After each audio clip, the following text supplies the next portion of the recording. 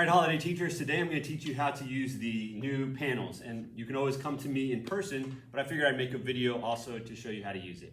So there's only 3 cords that you need to know. There's the power cord that you plug into the wall, of course, and then there's an HDMI cord and a USB cord, and both those are going to go into your computer. So the HDMI is for the visual, so it's going to take what's on your computer and put it on the screen, and then the USB is for the touch part. So there's actually 3 different spots on this Promethean board that you can plug those into. So there's a HDMI and a touch right here if you just wanted to come out the front, or if you spin it around on the back, there is something called touch 3 and touch 2 right here. So you just want to make sure they're paired together. So the HDMI and the USB need to both be in the same section. So either touch 2 or touch 3. And then once you've decided that, then just roll it wherever you want it to be in your classroom. That's the great thing about these, is they're portable, so you don't even need to keep it in the same place all year. Depending on, maybe you have a small group that wants to use it, you can roll it over to them. It's also easy to move up and down. So you have students who need to have it a little lower, you can do that. And then to log in, all you're going to do is pick one of these new users. So you could have 2 different teachers be those 2 different users if you worked with another teacher perhaps. I'm just going to click that one. All right, so first we're going to talk about these buttons that are down here, because they're the ones you might use the most. So this is the power button, of course. These 2 orange buttons are a volume up and a volume down. But if you push them, you can also get additional settings for brightness, contrast, and a few other things that I won't go into now just to keep it simple. But don't worry, I'll go over them in another training. This little button here in the middle, the Promethean logo, will just get your menu to pop up. There's a menu at the bottom, but there's also some menus on the sides. And you can get the menus to pop up just by clicking the arrow. So there's these arrows on the sides and the bottom. That's another way to get the menu to pop up. This snowflake will freeze what's on the screen so that you can keep working on your computer without everything that's on your computer showing up on your screen. It would just freeze what was on when you pushed that button, and you unfreeze by pushing it. And then this one that looks like a finger, that's just going to keep it from being touched. So let's say you want your kids to stop touching it. You just hit that, and then you could still display, but it wouldn't be touch. And then this last button here is how you select the source. So I'm going to pick HDMI 2, because that's the one that I'm connected to in the back. Like I said, there was also the 3, and then the front one. This would be number 1. So here's my computer desktop. Now let's go over the other kind of menus that you have here. So new user, if you click that, you can go to settings, and you can change what you want it to be. So if you don't want it to say new user, you could make it say your name. So now you can see it says Clough down here as the user. So that's just the way you change that. Now I'm going to go over Locker at the end just because that's more advanced, but let me just go through these other buttons because they're a little bit easier. So Home is just going to take you back to that screen with the time and the date. Whiteboard is going to bring up your whiteboard. And let me just go over these tools real quick. The 3 dots are just going to be different ways that you can open saved whiteboards or save your whiteboard. This also is the save button right here. This button right here will split your screen. So it draws a line down the middle and gives your 2 students their own separate toolbars that they can use. And then you get rid of that by pushing that. There is some backgrounds that you can use. So lines, graph paper. You can also change the color of the whiteboard if you wanted to with that. Underneath that is a picture where you could upload pictures, but there's also some cool graphic designers that you could use as well. So there's a clock. You can explore those if you want. This button here, let me get over here. This button here that looks like an arrow, that's just how you're going to move things around. So, and even when you draw something, you can move pieces of the drawing as well with that button. Another way that you can use this is this board is actually a lot bigger than what you see on the screen. So you can actually move the board, so you can move pieces of it away, and you'll see up here where they're going. So you can always get back to them if you wanted to. But that way you can just keep drawing and drawing and drawing as long as you need to go. All right, this here is your pen tool, and you have your colors here that you can use. If you don't like those colors, you can hit that paint tablet there to get some more colors. If you don't like the size, you can double tap the pen and you have different sizes that you can use. This is your highlighter, of course, and there's different colors of highlighting that you can use as well. The highlight is just transparent. There is an eraser that you can use to erase just part. This one will erase the whole screen. And then, let me delete that. There's another way to erase that I just want to show you real quick. If you go to that menu, when you hit the sound button, there's a button here that says palm mode. What that means is, if you select that, then you can just use your palm to erase. And sometimes people think that's a little bit easier, so you can turn that on. There's also a ruler and a protractor here that you can use. You can resize the ruler, you can rotate the ruler, and you close the ruler with the X. Oh, and you can also just move it around if you need to move it as well. The protractor is, you move it with the red dot, and then you can rotate it, and you can resize it by pinching. All right, so that's this toolbar here, all the different features of it. All right, there's a couple buttons down here that I just want to explain because they're pretty cool. If you hit this button, it'll make a split screen, so your whiteboard is over on this side and your regular screen is on that side. Go back to full screen with those arrows. And then there's a split screen the other way, where the split screen can be on the right side of your screen. And then there's full screen, and then you can get rid of the whiteboard by just hitting the X. So let's go and talk about our next feature. I'm going to push source just to go back to my computer. That yellow button is the same as this button here. Because I pulled up something on my screen that I want to use to show you the capture tool. So the capture tool is this blue button. It just takes this screen capture of whatever's on your screen. You can crop it by dragging the corners to wherever you want. So it only captures the part that you want in the picture, and then you just hit done. If you hit close, it doesn't save it anywhere. You do have to actually open it in a whiteboard. And then once it's in the whiteboard, you can resize it by pinching it. You can move it around.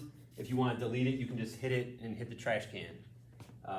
But then the way you would save it is you'd hit this button here that says save, and then you'd give it a name down here. So I'll call it spinner.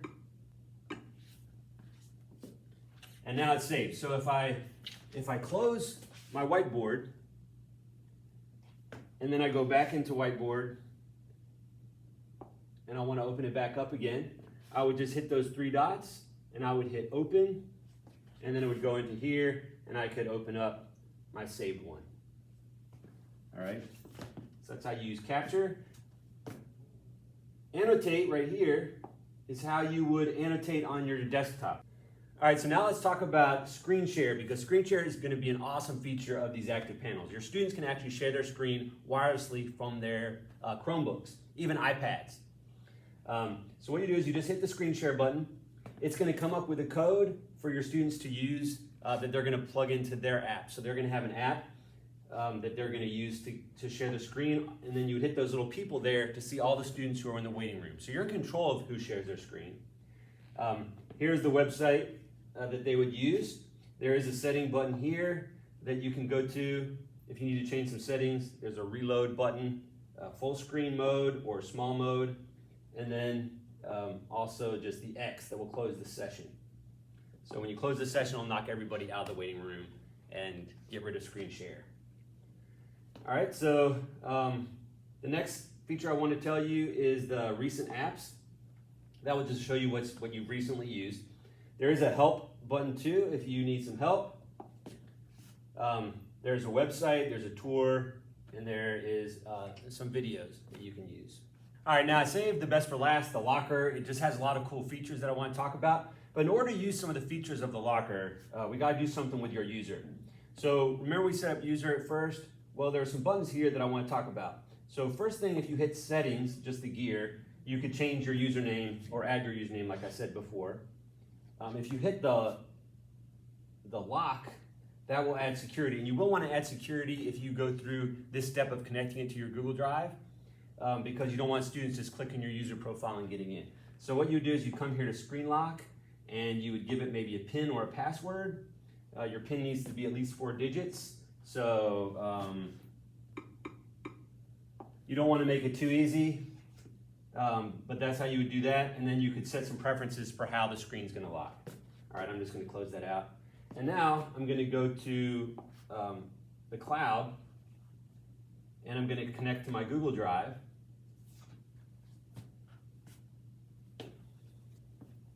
Then hit next.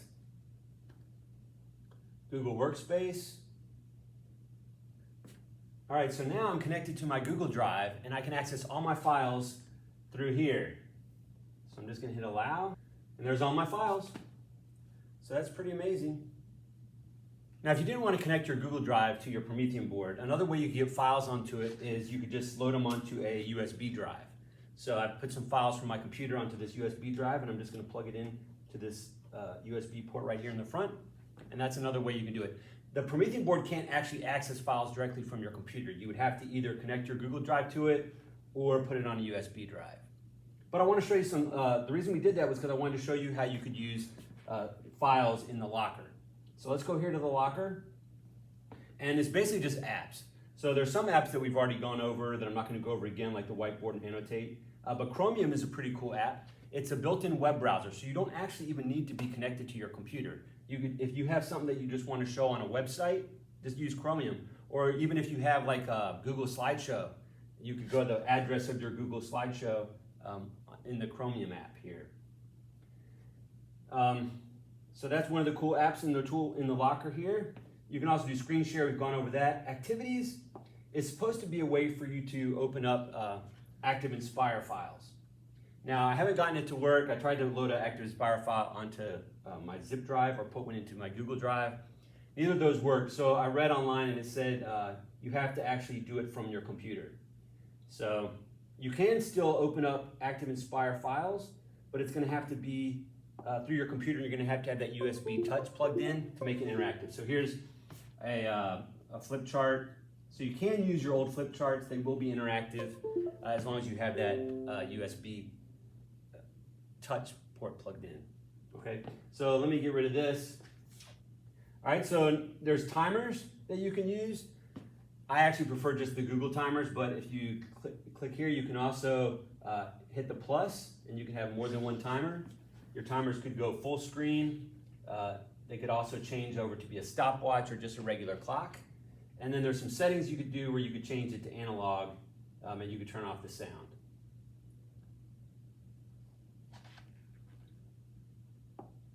There's also spinners that you can use, and you can have multiple spinners just like you could have multiple timers.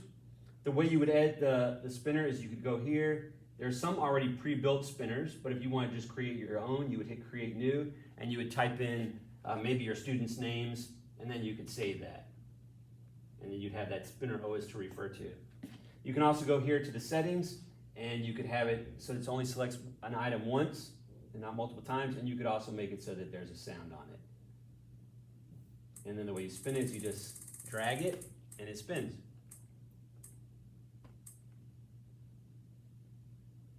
All right, and then also in the locker, you have files. Now this is why I wanted to show you how to access your files. So over here, you can see I have my Google Drive, and I can access my files. Now the ActivPanel can't open every single file that you have, but like for example, it could open a photo. So I'm just gonna go to my Google Photos and pick a picture here. It's not gonna give you a preview, so you kind of have to know the name of it. And then if you want to use this, anybody have an idea of how I would use this? I mean, I could annotate it, but if I wanted to get into like a whiteboard, what would I do? If you guessed the screen capture, that's exactly right. And then you just hit open in a whiteboard. All right, so that's how you would get files from your Google Drive, and then also from a USB hub. So I'm gonna go back to my locker, I'm gonna go to files, and this time I'm gonna click my USB drive. I'm gonna open up this picture of Joel. And then the same thing is if you wanted to save this, you would just hit the screen capture, open the whiteboard, and then resize it. So there's all kinds of ways that you can get files. You could also go to that Chromium browser.